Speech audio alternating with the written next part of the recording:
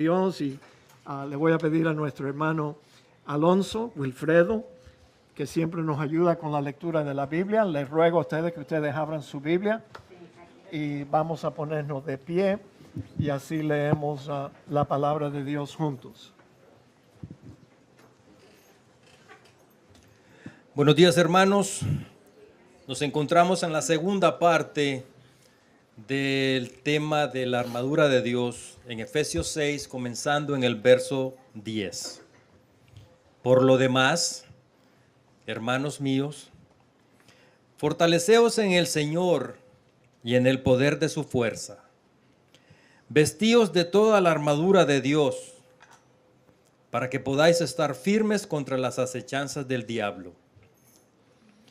Porque no tenemos lucha contra sangre y carne, sino contra principados, contra potestades, contra los gobernadores de las tinieblas de este siglo, contra huestes espirituales de maldad en las regiones celestes. Por tanto, tomad toda la armadura de Dios para que podáis resistir en el día malo, y habiendo acabado esto, estar firmes. Estad, pues, firmes, ceñidos vuestros lomos con la verdad y vestidos con la coraza de justicia, y calzados los pies con el apresto del evangelio de la paz. Sobre todo, tomad el escudo de la fe, con que podáis apagar todos los dardos de fuego del maligno. Y tomad el yelmo de la salvación y la espada del Espíritu, que es la palabra de Dios, orando en todo tiempo con toda oración y súplicas en el Espíritu, y velando en ello con toda perseverancia y súplica por todos los santos, y por mí, a fin de que al abrir mi boca me sea dada palabra para dar a conocer con denuedo el misterio del Evangelio, por el cual soy embajador en cadenas, que con denuedo hable de él como debo hablar. Amén.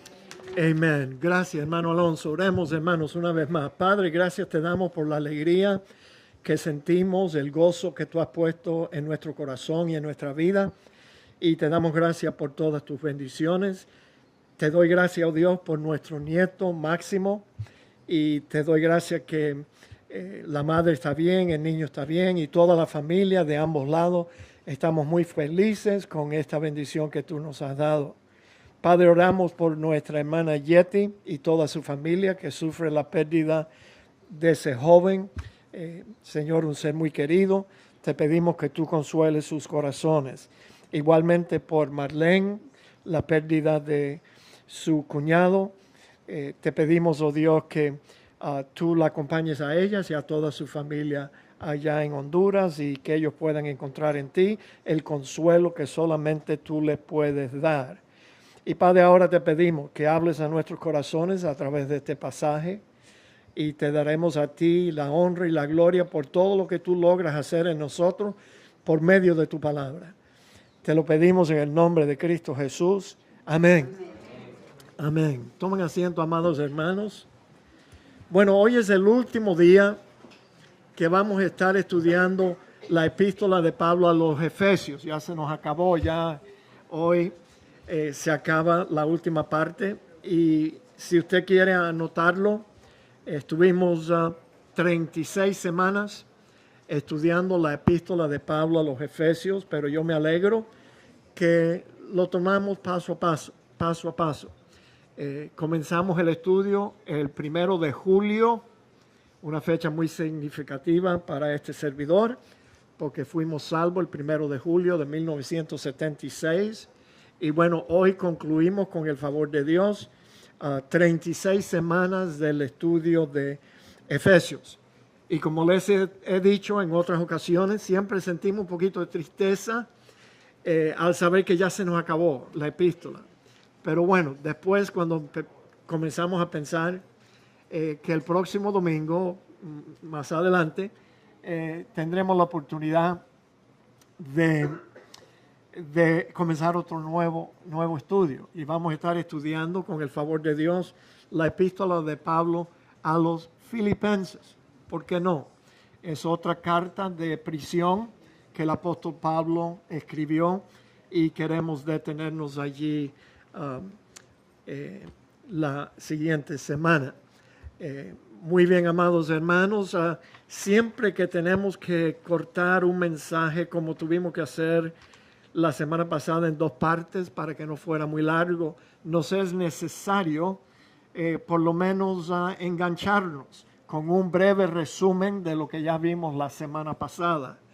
Y la semana pasada estuvimos estudiando acerca de la lucha que ha existido desde que Satanás fue echado del cielo, cuando se rebeló contra Dios. Él quiso ser igual a Dios. Y bueno, con él cayeron muchos otros ángeles y ellos todos fueron lanzados del cielo a la tierra por un tiempo. Porque hoy en día Satanás no está en el infierno como la gente piensa. Él está allá arriba, el acusador de los hermanos, acusándonos a nosotros cada vez que tropezamos. Entonces los hombres, nosotros, la raza humana, también fue introducida en esta lucha, en esta batalla contra el bien y el mal, Dios contra Satanás en el jardín del Edén. ¿Qué tentación más grande le dio a Eva Satanás? Allí él se manifestó en forma de una serpiente y la tentó con 2 grandes mentiras. Pero bueno, allí entramos nosotros. Eva cedió a la tentación que Satanás le presentó. Y después Adán también cayó y desgraciaron a toda la raza humana. Porque todo el mundo que nació después de esos 2 nació con una naturaleza pecaminosa y nacemos ya en el mundo apartados de Dios. Y nacemos sin la habilidad de alcanzar la justicia de Dios, the righteousness of God. No la podemos alcanzar. Entonces, esa lucha, ese conflicto sigue a través de toda la Escritura hasta llegar al capítulo 20 de Apocalipsis, donde nuestro enemigo, Satanás, la serpiente antigua, el diablo y Satanás, va a ser lanzado en el lago de fuego. Y no solamente él, sino todos los ángeles que cayeron también van a ser lanzados en el lago de fuego y ya no van a existir más. Ahora, lo lamentable es que aunque tenemos tanta información en la Biblia acerca de esta lucha, el cristiano común y corriente no se da cuenta que se encuentra en medio de este gran conflicto. Por tanto, ya vimos la semana pasada que tenemos que prepararnos.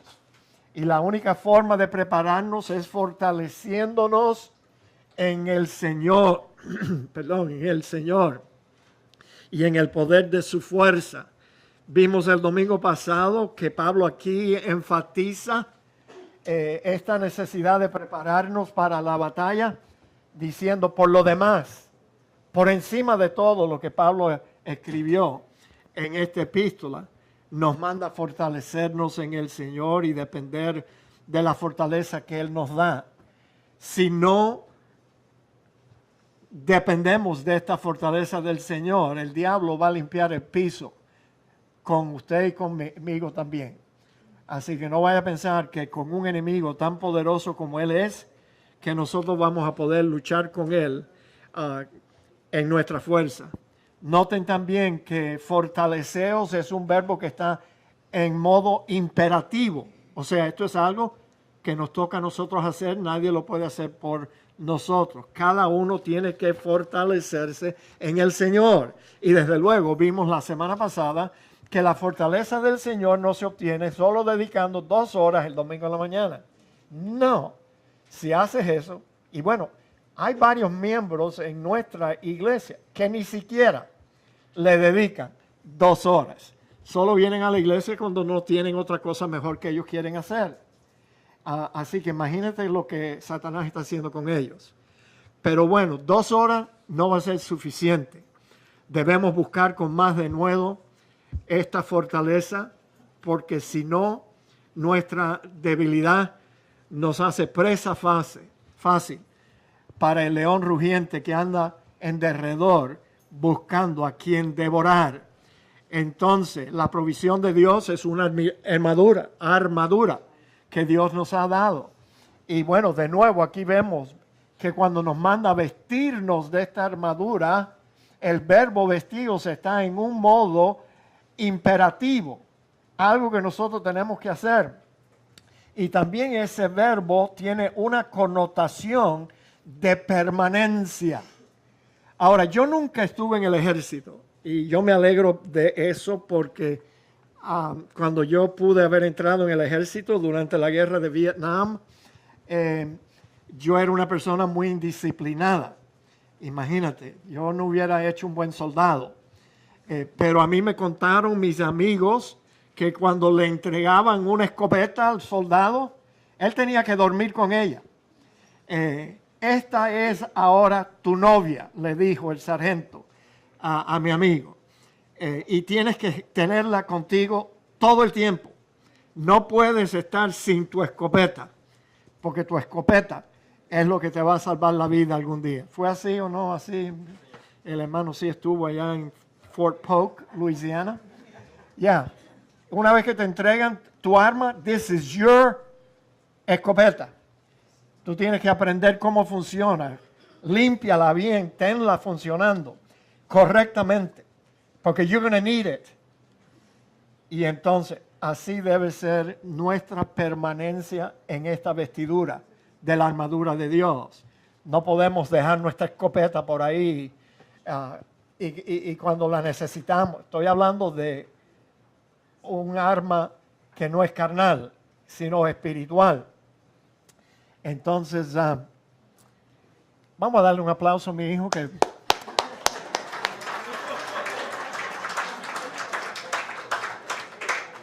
Le dieron un día libre, por lo menos, allá en Publix. Y bueno, me da gusto verte, hijo. Amén. Ahora, no debemos venir a la iglesia por los aplausos de la gente. Yo sé que él viene buscando del Señor vestidos. Noten que también Pablo nos enseña que tenemos que vestirnos de toda la armadura de Dios. Y hoy vamos a verla. Todas las piezas de esa armadura. No te puedes poner solo una parte y dejar la otra fuera. No, toda nos va a hacer falta. Y entonces, porque realmente lo que Satanás busca es tentarnos para que caigamos en pecado. Él busca también alejarnos de nuestro compromiso con el Señor. Él busca estorbar nuestro crecimiento espiritual, nuestro servicio cristiano. Sí, Él quiere eliminarnos. Y entonces por eso necesitamos ponernos toda la armadura de Dios. Ahora, ustedes se pueden imaginar que Pablo estaba en una cárcel romana cuando él estaba escribiendo esta epístola. Y él tenía soldados romanos que le custodiaban dentro de la cárcel. Imagínense, pensaban que Pablo era un tremendo criminal. Y el único mal que él había hecho era seguir a Jesús y predicar su evangelio. Pero anyway, el apóstol Pablo allí en la cárcel, él estaba viendo la armadura del soldado romano y allí fue cuando el Espíritu Santo inspiró al apóstol Pablo para escribir esta analogía de nuestra armadura espiritual. ¿Contra quién luchamos? Ya vimos esto la semana pasada también, solamente lo vamos a tocar. Luchamos contra las acechanzas del diablo, porque no tenemos lucha contra sangre y carne, sino contra principados, contra potestades, contra los gobernadores de las tinieblas de este siglo, contra huestes espirituales de maldad en las regiones celestes.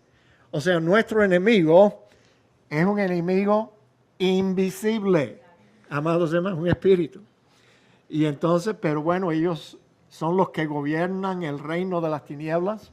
Pero ahora nosotros estamos hemos sido trasladados al reino del amado Hijo de Dios. Como ya les dije, mis amados hermanos, cuando aquí Pablo habla de los dardos del maligno, no vayas a pensar que tú vas a ver flechas viniendo en tu dirección.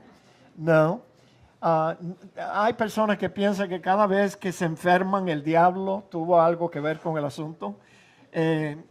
Y las personas que piensan así solo demuestran cuán poco ellos conocen de la palabra de Dios, de la Biblia. Porque yo te digo a ti que el diablo no nos puede tocar a nosotros a menos que Dios le dé permiso. Así que el problema de nosotros realmente no es el diablo. Dios utiliza los dardos de fuego del maligno para probar nuestra fe. Porque lo que Dios busca es nuestra firmeza. Que no nos dejemos tambalear. Que estemos firmes.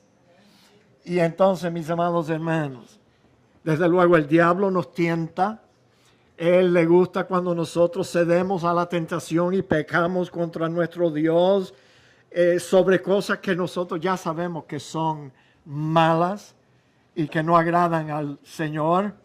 Y bueno, Él busca que nosotros dejemos de confiar en el Señor. Y bueno, pronto se va a atacar se va a acabar la bobería. Yo no sé si ustedes están escuchando, pero la señal que yo he estado buscando por años, se dice que ya está escrita. Un acuerdo de paz entre Israel y los palestinos. Varias naciones árabes también están cooperando con esta propuesta de paz que ya está escrita. Yo no sé si ya ambas partes, te digo, yo no sé si ya ambas partes han aceptado ese acuerdo de paz. Pero si lo han aceptado y ya está escrito, el día que se anuncia que ya ese acuerdo está ratificado, entonces el próximo domingo venga corriendo a la Iglesia Bautista en Cristo para que usted escuche el mensaje que yo llevo años preparándolo, años, que voy a titular Se acabó la bobería. Se acabó la bobería. Porque ese pacto lanza el reloj profético de Dios y solamente queda una semana más. 7 años. 7 años. Así que cuando se firme ese pacto, se acepte a ambos lados, se va a acabar la bobería. Y eso pudiera suceder ahora en el mes de abril. En el mes de abril de 2019, señores. ¿Se dan cuenta la urgencia de nuestra preparación? El día 9 de abril se van a llevar a cabo las elecciones en Israel. Y el primer ministro de Israel, Benjamin Netanyahu, ha pedido que no se revelen los acuerdos de este pacto hasta después de las elecciones. Pero después del 9 de abril se va a revelar el acuerdo que ellos han llegado a formular.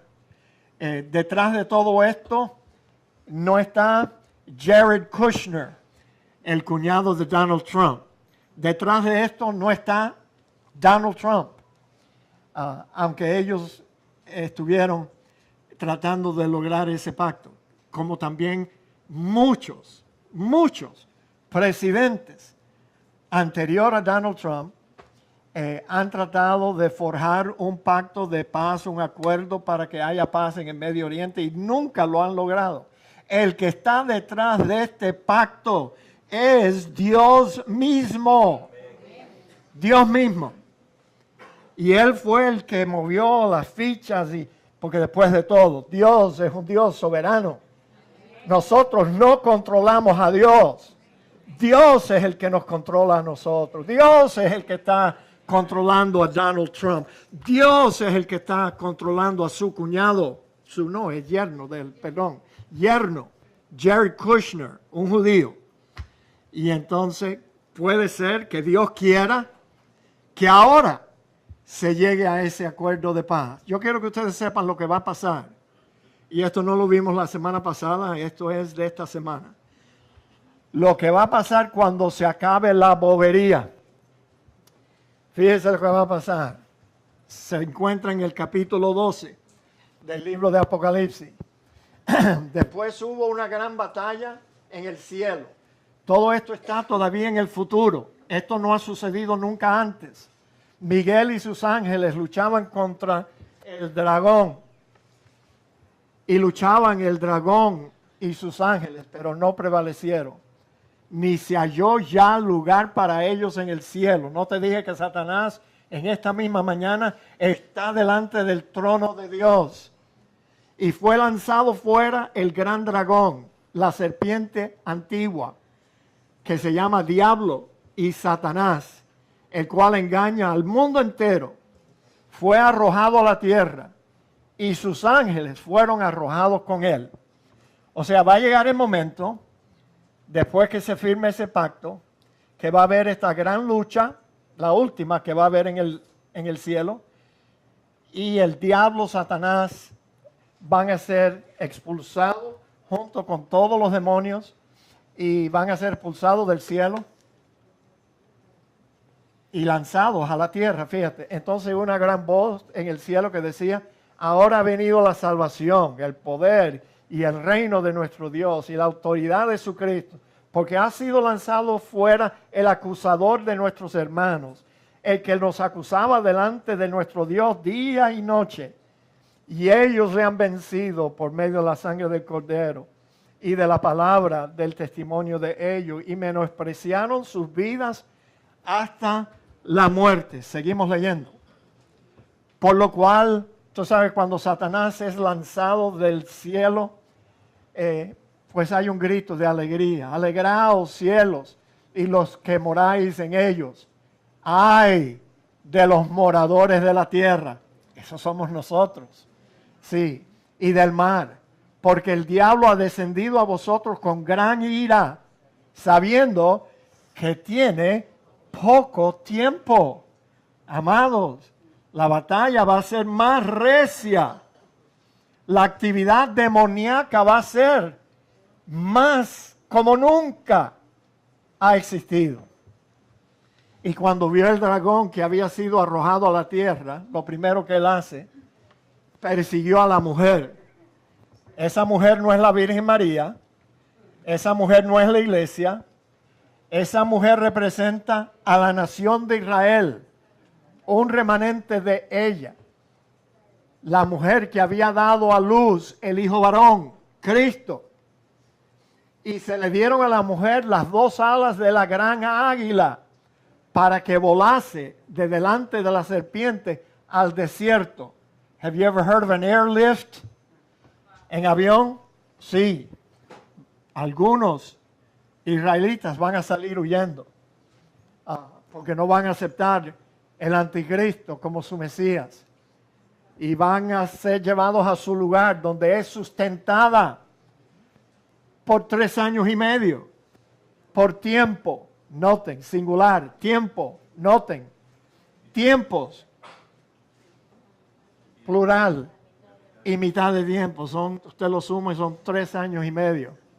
Y la serpiente arrojó de su boca tras la mujer agua como un río. Yo no sé si esto es literal o figurativo, pero él va a tratar de eliminar ese grupo de israelitas en el desierto que no quisieron aceptar el anticristo, para que fuese arrastrada por el río. Pero la tierra ayudó a la mujer, a la nación de Israel, a ese grupo.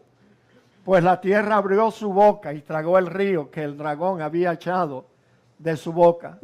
Entonces el dragón se llenó de ira contra la mujer y se fue a hacer guerra, escuchen bien, contra el resto de la descendencia de ella. Y aquí identifica claramente quién es esa descendencia de la mujer de Israel, los que guardan los mandamientos de Dios y tienen el testimonio de Jesucristo. Ahora, no me diga que ese es Israel. Israel rechazó a Jesucristo. E Israel no guarda los mandamientos de Dios tampoco. búscame un judío ortodoxo y pregúntale a él sobre el adulterio o la fornicación o cuando una pareja judía decide shack up, que van a vivir juntos. Ellos explican eso, que eso no es sino una relación natural. ¿Tú ves? Los judíos han sido culpables a través de toda su historia de suavizar las demandas de la ley de Dios. ¿Cómo ellos van a llamar una relación ilícita delante de Dios una cosa natural? No es natural, es una relación natural. No están casados, pero bueno, it doesn't matter, es una relación natural. Y ellos no disciplinan a una persona que vive así. No, es natural. Señores, no es natural cuando un hombre y una mujer viven juntos sin el beneficio de un pacto matrimonial. Digan amén. No. Y bueno, déjame no seguir añadiendo más. Porque tiene que ser un pacto matrimonial entre un hombre y una mujer, no entre dos mujeres o dos hombres. No. No me obliguen a seguir hablando de política. Pero bueno. Así que les muestro este pasaje para que ustedes se den cuenta que pronto nuestra lucha va a ser más recia. Y los ataques de nuestro enemigo, oye, va a ser algo como nunca se ha visto. La gente va a pensar, la gente del mundo va a pensar que ellos le están haciendo un favor a Dios, matándonos a nosotros los cristianos. Porque ellos van a estar convencidos que nosotros somos los malos y que hay que erradicarnos, eliminarnos, borrarnos, como trató de hacer Hitler durante la Segunda Guerra Mundial. Pero esta vez el asunto es contra la descendencia de la mujer. ¿Por qué es que la iglesia cristiana es descendencia de esa mujer? Porque esa mujer fue la que dio a luz al Hijo que va a regir a las naciones. Entonces, mis amados hermanos, la cosa se va a poner de color de hormiga colorada. Si el pacto es el pacto y si va a ser ratificado, se acabó la bobería. Y entonces vamos a estar enfrentando la batalla contra las fuerzas del mal bien agudamente. Mis amados hermanos, I hope you're ready. I hope you're ready. Porque va a haber una gran decepción, un gran engaño. Todavía no se sabe cuál va a ser ese engaño. Y el engaño no es el anticristo. No. El engaño es lo que va a producir ¿cómo se llama? Ayúdenme. La apostasía. Gracias, thank you. La gran apostasía. Que bueno, usted debe de venir el Viernes Santo a la iglesia porque el hermano Domingo Arias nos va a hablar que la iglesia está bajo una espesa nube de apostasía. La iglesia en general es espantoso. Cómo la iglesia se ha apartado de la verdad. Pero mis amados hermanos, viene un gran engaño a este mundo. Y yo quiero proponerles a ustedes una idea que está flotando por ahí, en las nubes del internet. No se asuste. Yo no sé si esto va a suceder así. Se lo voy a mencionar para que usted se dé cuenta. ¿Qué haría usted si un día tenemos una invasión de platillos voladores? Que, oye, los avistamientos de estos aparatos espaciales, el que lo niega es porque tiene su cabeza enterrada en la arena. Pero ¿qué haría usted si se aparece un aparato de eso y se parquea allí en 1600 Pennsylvania Avenue, allí enfrente de la Casa Blanca? Y de ese aparato espacial se bajan 2 o 3, lo que yo llamo, por favor no se ofendan, 2 bicharracos o 3 de esos seres que no son otra cosa que ángeles caídos. Ángeles caídos. ¿Qué va a hacer usted si ellos comienzan a decirle al mundo, no, nosotros somos los que los pusimos a ustedes aquí en la tierra? Nosotros los creamos a ustedes. Y ya cogimos un monito y después manipulamos su DNA para crear a la raza humana. What are you gonna do? What are you gonna do? ¿Acaso tú vas a decir, yo siempre tenía mis dudas del cuento ese de Hades en el libro de Génesis? Dios no es el creador del mundo. Esos bicharracos son los que nos trajeron a nosotros aquí. Ajá. ¿Qué haría usted? Bueno, hoy esa sería una decepción grande. Un ataque del enemigo grande. Porque yo me imagino que las iglesias están llenas de cretinos, hipócritas, que van a decir, te lo dije, que eso era un cuento de Hades. Aquí está la gente que nos trajo a nosotros a este planeta. Ajá. Bueno, yo espero que ahora que ya ustedes están sobreavisados, no vayan a dejar que el enemigo los tumbe de vuestra firmeza. No, Señor. Vamos a seguir creyendo en un Dios creador del universo. Un Dios que nos creó del polvo de la tierra.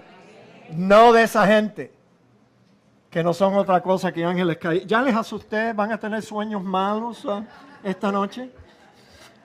Bueno, yo espero que usted se asuste, porque algo así bien pudiera suceder. Bien pudiera suceder. Ahora, la batalla es explicada. Ya lo vimos la semana pasada. Porque no tenemos lucha contra carne y sangre, sino contra los peores potestades en las regiones celestes. Son espíritus malos, espíritus demoníacos. Y notamos en el versículo 12 que habla de una lucha, no de una guerra. Importante que reconozcamos eso y lo tengamos firme. Fíjate, la palabra lucha en griego es la palabra pale, que se refiere a un encuentro individual y personal. No, tú puedes estar en una guerra y no disparar ni una sola vez. No, pero cuando tú estás en una lucha y tienes el enemigo encima de ti que está tratando de destruirte, entonces es una lucha. Y por eso el apóstol Pablo escogió esa palabra. Tomar toda la armadura de Dios para que podáis resistir en el día malo y habiendo acabado todo, estar firme. La firmeza es lo que Dios busca de nosotros. Y cuando dice aquí, ya esto lo vimos la semana pasada también, cuando dice para que podáis resistir en el día malo, no vayas a pensar que Satanás solamente te va a atacar en uno de tus peores días. No, más bien su historia es que él te ataca cuando tú estás bendecido, cómodo, tranquilo. Y entonces ahí viene su dardo, porque él sabe dónde estamos débiles. El día malo puede ser uno de tus mejores días, pero él va a estar allí atacando. Es por eso que necesitamos la armadura espiritual. Ahora aquí comenzamos. Estad pues firmes, ceñidos vuestros lomos con la verdad.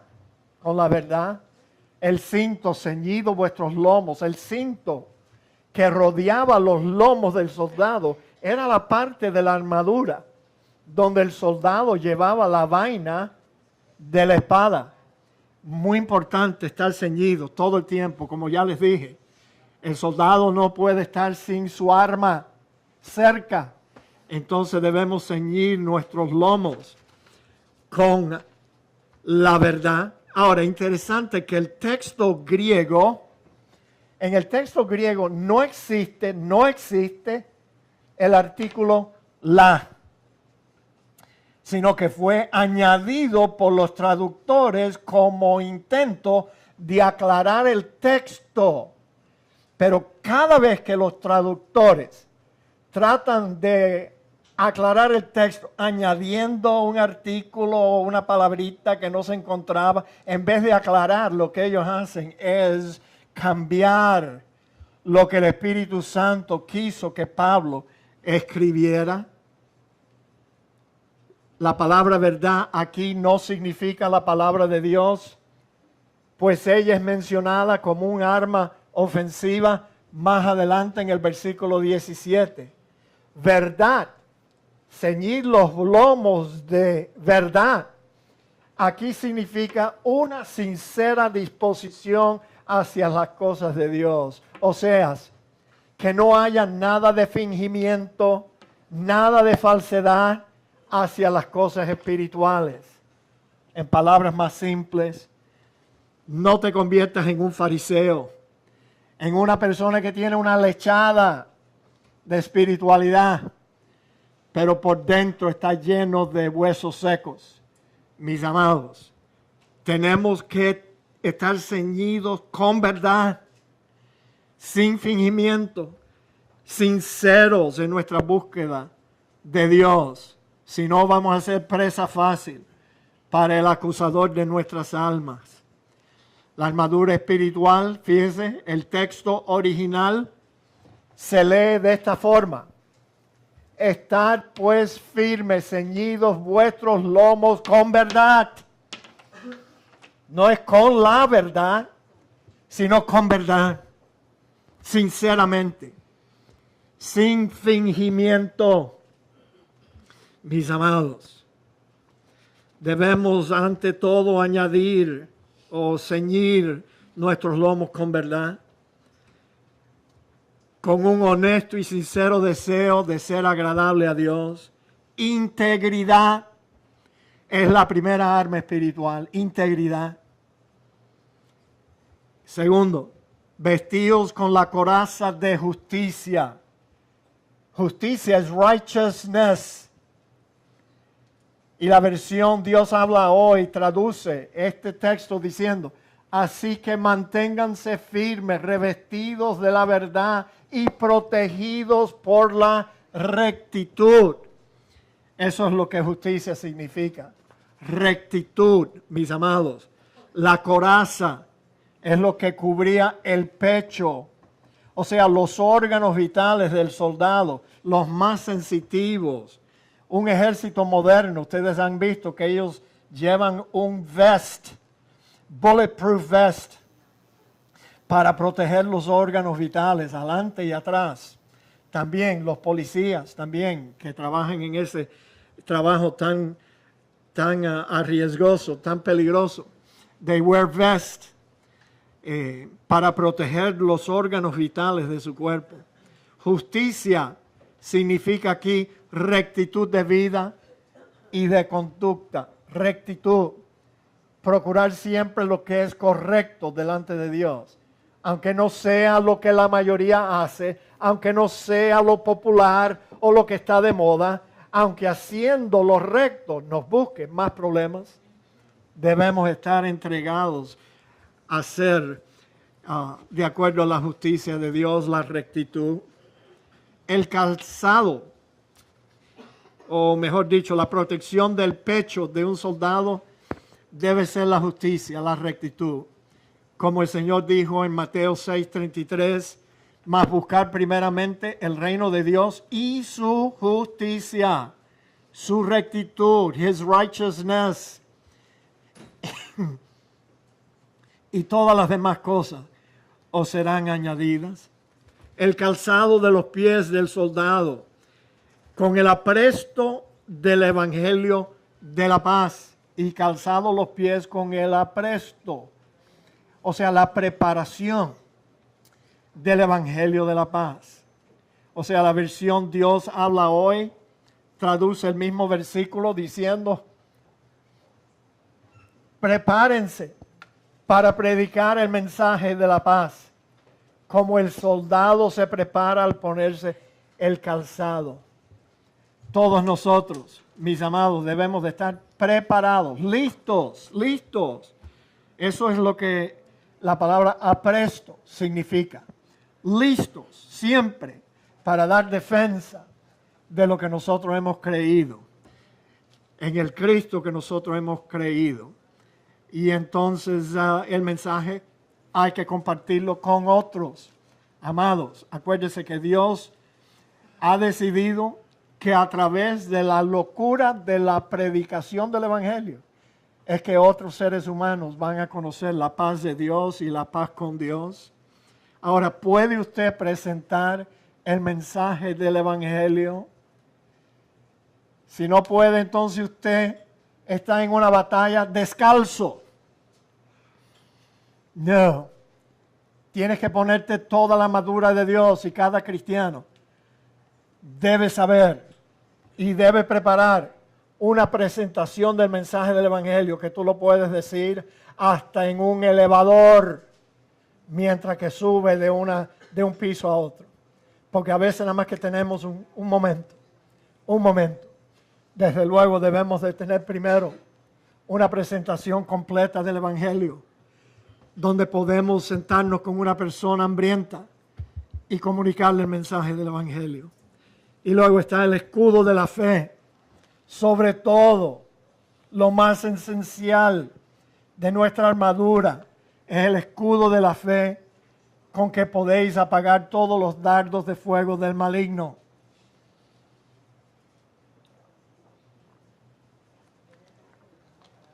Hebreos 11:1 dice, es pues la fe, la certeza de lo que se espera y la convicción de lo que no se ve. De acuerdo con este versículo en Hebreos, la fe es lo opuesto a la vista. La fe es creyendo algo que todavía no se puede ver. La fe se ejerce aun cuando lo que ves y lo que sientes es lo opuesto a lo que Dios dice que es. Esa es la fe. La fe es confianza en lo que Dios dice, no en lo que yo quiero que me dé. Yo no sé cómo los cristianos se han dejado engañar, que lo único que tú necesitas para recibir todo lo que tú deseas de Dios es tener fe. Eso no es fe. La fe verdadera es solo cuando está puesta en lo que Dios dice. En lo que Dios dice. Sí. Y no vayas a pensar que tú vas a poder tomar un pasaje del Antiguo Testamento o en los Salmos o en el Nuevo Testamento para tratar de creer que Dios te va a dar todo lo que a ti te da la gana. No. Con la fe nosotros solo vamos a recibir lo que Dios nos quiere dar, señores. Lo que Dios nos quiere dar. That's it. Pídele por algo a Dios con toda la fe que tú pienses que tú tienes. Pídele algo a Dios que Él no te quiere dar, a ver si tú lo recibes. I don't think so. No te lo va a dar. Entonces, mis amados, Pablo enseñó a los corintios que el creyente anda por fe y no por vista. Sin fe es imposible agradar a Dios. ¿Quién dijo eso? Santiago. Sin fe es imposible agradar a Dios. Hebreos. Ok, thank you. Yo no me conozco toda la Biblia de memoria. La fe es tan poderosa que no nos hace falta una gran cantidad. Hay cristianos que siempre están igual que los discípulos. Señor, danos más fe. Necesitamos más fe. ¿Tú sabes lo que el Señor les respondió? Ustedes no necesitan más fe. Lo que necesitan es utilizar la fe que ya yo les repartí a cada uno. Porque si tuviera fe del tamaño de un grano de mostaza, Señor, un granito de mostaza, pudieras mover montañas. Así que no nos hace falta más fe. Lo que debemos es ejercer la fe que ya Dios nos repartió a cada uno. El yelmo, qué bueno, el yelmo. Tomar el yelmo de la salvación y la espada del Espíritu, que es la palabra de Dios. El yelmo era lo que protegía la cabeza del soldado. Sí, nunca se me olvida que mi mejor amigo cuando yo estaba en grammar school era un muchacho, se llamaba Jimmy Wells. Jimmy Wells era inteligente, superior. Él siempre sacaba las notas más altas de toda la clase. Pero Jimmy Wells no era dado al deporte. Jimmy Wells no jugaba béisbol. Jimmy Wells no tenía la coordinación para jugar baloncesto. ¿Qué va? No. Jimmy era un muchacho intelectual, un pianista por excelencia, que tocaba el piano por oído. Y entonces él fue mi mejor amigo. El padre de Jimmy Wells quería que él jugara fútbol. Oh, what a mistake that was. Y yo no estoy hablando del fútbol que ustedes conocen, sino fútbol americano. Yeah. I mean, it's a contact sport. I mean, no es como el soccer, que bueno, cuando único tú recibes un golpe es cuando tropiezas con otro jugador. No. In American football, as you line up against another person, you hit them. Bueno, Jimmy se unió al football team in the 9th grade. Yeah, freshman. He had no business being on the football team. Nunca se me va a olvidar que la primera vez que el coach le dijo, Jimmy, you're in. Jimmy se puso tan nervioso que dejó su casco on the bench. And there goes Jimmy. Y el coach le dice, son, take this, you're going to need it. El casco. Sí, no. Nos hace falta tener el yelmo de la salvación como casco. Desde luego en la cabeza es donde está nuestra mente. Otro amigo que ya era un hermano, nunca se me puede olvidar que él compró una motocicleta y entonces quiso que yo fuera con él porque él quería comprar un casco. Y este amigo no era muy inteligente. Él era un poco bruto, yo diría. Y bueno, él escogió y tenía dos para escoger y me pregunta, José, ¿qué tú piensas? ¿Este o este? Yo quiero comprar el más caro. Y yo le dije, chico, ¿por qué tú quieres gastar tanto dinero para proteger la parte más insignificante de tu cuerpo? Yeah, he was not smart. Compre más barato. Bueno, mis amados, acuérdense que en la cabeza es donde está nuestra mente. Y la mentira más sutil del enemigo tiene que ver precisamente con nuestra esperanza de salvación. Sí, Satanás va a hacer todo lo posible para destruir nuestra esperanza. En Tesalonicenses, fíjate, pero nosotros que somos del día, seamos sobrios, habiéndonos vestido con la coraza de la fe y de amor, y con la esperanza de salvación como yelmo. La esperanza, la mentira más dañina de nuestro enemigo es aquella que suena lógica y razonable, pero que afronta nuestra esperanza de salvación. Y por ahí hay un ejército de cristianos que le están diciendo a sus hermanos, oye, ten cuidado porque si te caes vas a perder la salvación. O sea, destruyen la esperanza. El soldado cristiano debe tener bien arraigado en su mente que ha sido salvo por la voluntad soberana de Dios. Mis amados hermanos, ¿saben lo que eso significa? Yo hoy soy un hombre salvo porque a Dios le dio la gana salvarme. Punto. No fue nada de lo que yo hice ni nada de lo que yo dejé hacer que me alcanzó esta salvación, sino que Dios quiso salvarme. Ustedes conocen este pasaje tan hermoso. Mira, aquí está lo que debe ser nuestro yelmo, nuestra esperanza de salvación. A mí, no hay otro pasaje en la Biblia igual a este. Te lo voy a presentar en 2 porciones, creo, 3. Y sabemos que los que aman a Dios, todas las cosas le ayudan a bien. Esto es, a los que conforme a su propósito son llamados. Todos los cristianos saben eso de memoria. Sí, pero parece que nunca han leído el versículo 29, que dice, porque a los que antes conoció, también los predestinó para que fuesen hechos conformes a la imagen de su Hijo, para que Él sea el primogénito entre muchos hermanos. Y a los que predestinó, fíjese, a estos también llamó, y a los que llamó, a estos también justificó, y a los que justificó, a estos también los glorificó. O sea, todos los verbos en este versículo están en tiempo pasado.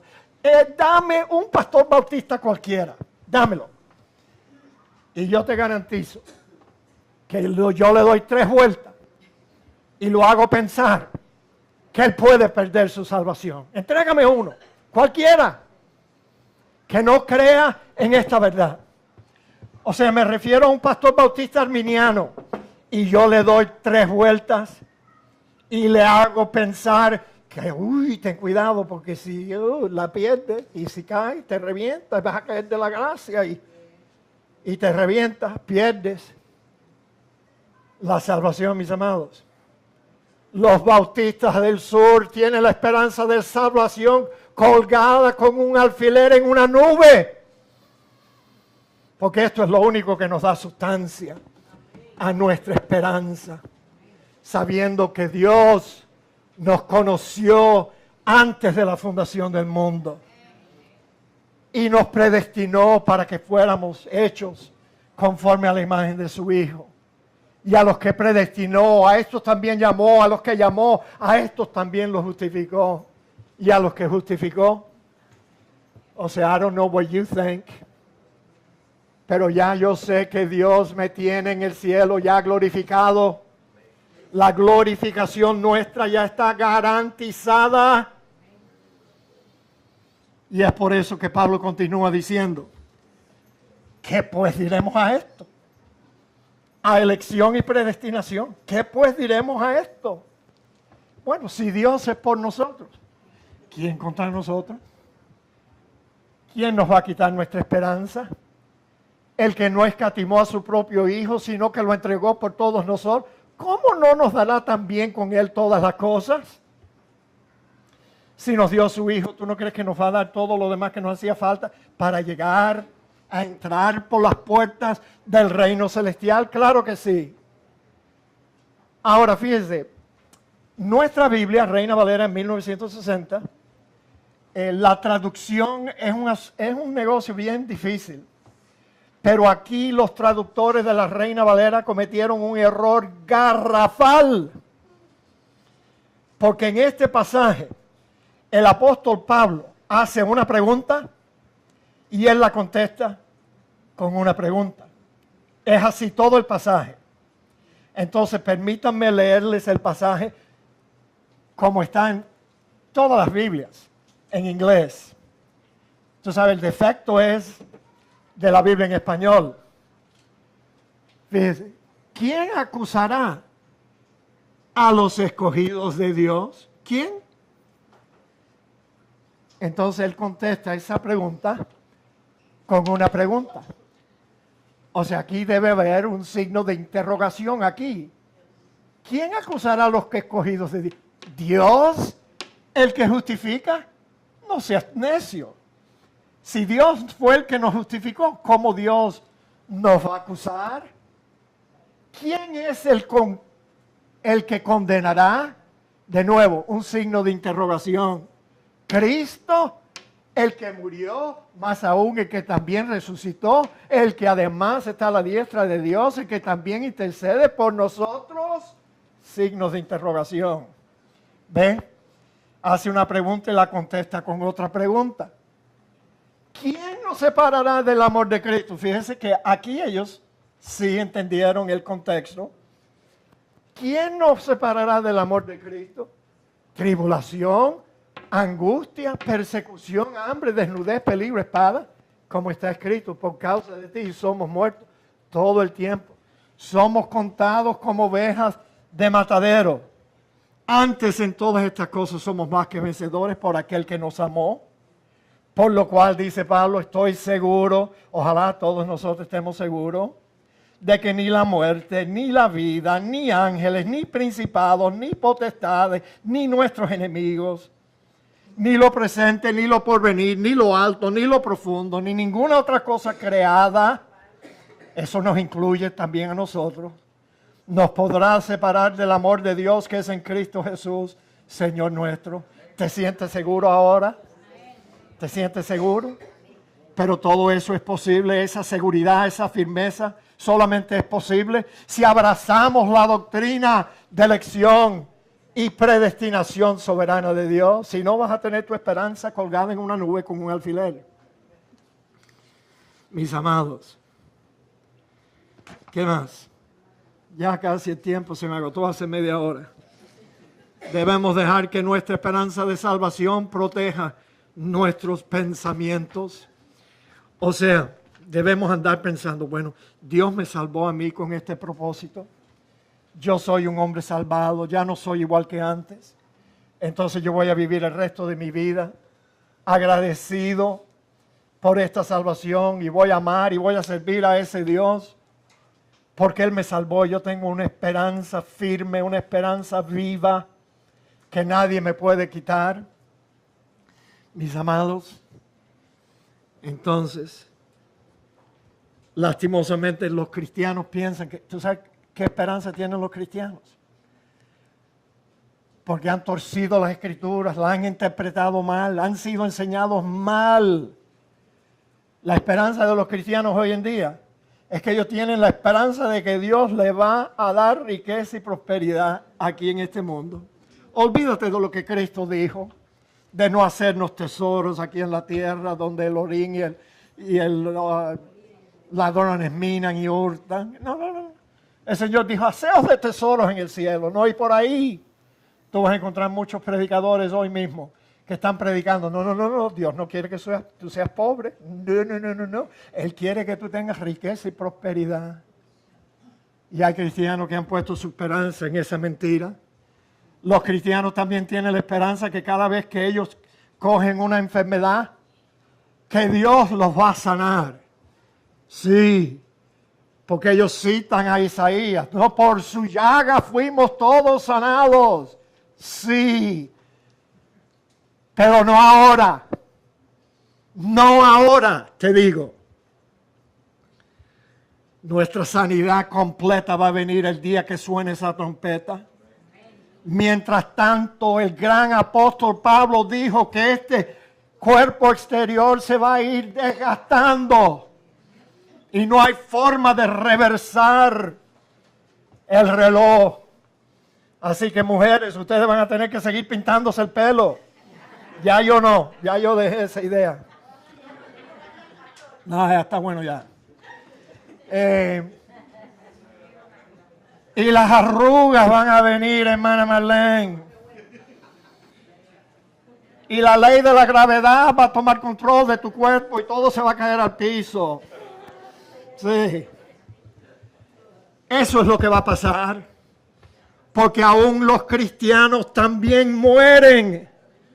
Hay gente por ahí que piensa que los cristianos no tienen que morir. No, porque Dios me va a sanar a mí. Cada vez que yo me enfermo, Él me va a sanar. No.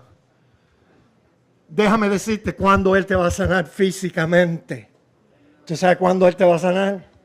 En la glorificación de tu cuerpo. Después de eso no te va a doler ni un callo. Y ninguna enfermedad va a tocar tu cuerpo. Pero mientras tanto, prepárate. Prepárate. Porque las mismas leyes que gobiernan el resto de este universo te van a gobernar a ti. Yeah. You're going to get old, ugly, fat, and weak. Y un día vas a morir en un nursing home o en un lugar de esos donde nuestros hijos nos van a poner. Eso es la ley de la vida. Nacemos para morir. ¿Viste? No te oí. ¿Qué tú dijiste, Marlene? Qué depresión, te estoy diciendo la verdad. Si tú quieres creer en las musarañas. Pero te estoy diciendo la verdad. Los cristianos también mueren. Sí, Señor. ¿Qué más? Ya vamos a terminar. La última arma ofensiva.